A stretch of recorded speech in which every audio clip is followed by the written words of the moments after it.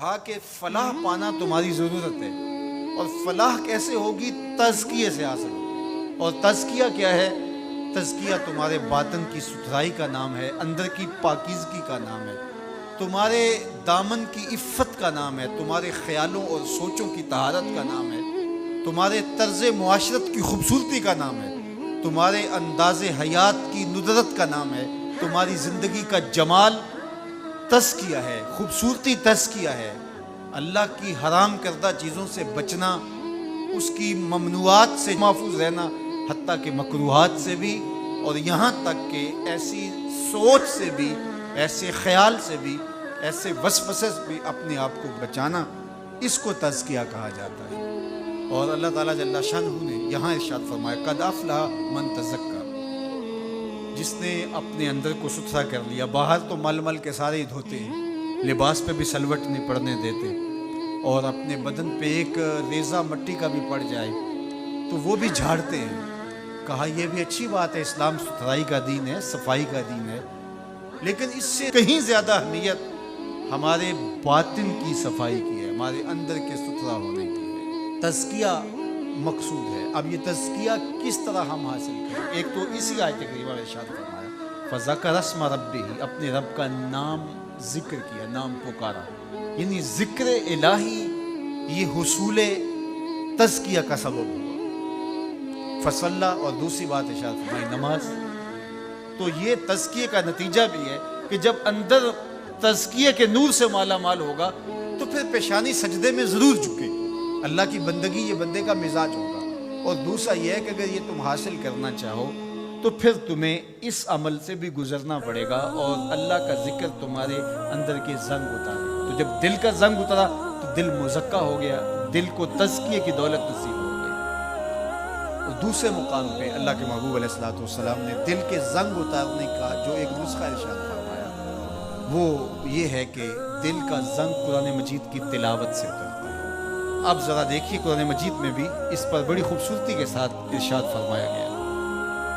حضرت ابراہیم علیہ السلام کی جو دعا ہے ربنا وابعث فیہم رسولا، ابراہیم علیہ السلام اللہ کے گھر کی تعمیر کر چکنے کے بعد عرض گزار ہوتے ہیں کہ مالک تیرے گھر کی تعمیر کی، یقیناً تو اس کا بہتر صلہ عطا فرمائے گا، تو اپنی جناب سے جو اجر اور صلہ عطا فرمانا چاہتا ہے اس میں سے میری چاہت یہ ہے کہ تو وہ رسول برحق مبعوث کر دے جو ان پر تیری آیات کی تلاوت کرے۔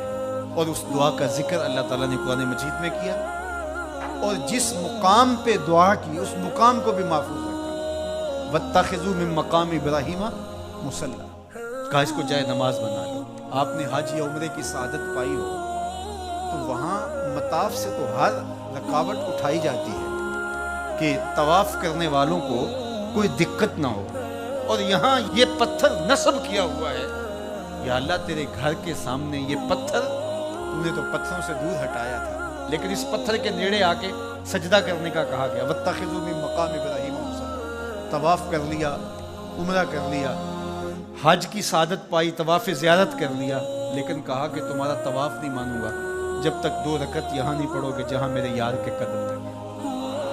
یا اللہ تیرے گھر کا طواف ہو گیا، کوئی کسر رہ تو نہیں گئی تھی؟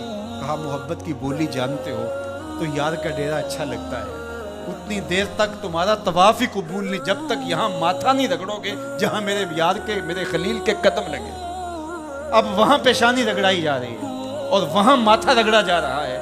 کہا یہ مقام ابراہیم ہے، یہ عزت کا مقام ہے، اس پتھر کے نیڑے لایا جا رہا ہے۔ وہ بھی پتھر ہے، کالے رنگ کا پتھر، لیکن اس کو چومنے کی تلقین دی، ادب سے چوما جا رہا ہے، عقیدت سے چھوا جا رہا ہے، پیار سے دیکھا جا رہا ہے۔ میں نے بوڑھے اشخاص کو بھی دیکھا کہ ہتھیلیوں پہ جان رکھ کے پتھر کو چومنے کے لیے بھیجے ہیں۔ اکلوتے بیٹے کو چومنے کے لیے ماں کی وہ تڑپ نہیں ہوتی جو اس پتھر کو چومنے کے لیے کلیجے کے اندر بےتابی اور ایک بے چینی اور اضطراب ہوتا ہے، مجھے ایک بوسہ میسر آ جائے۔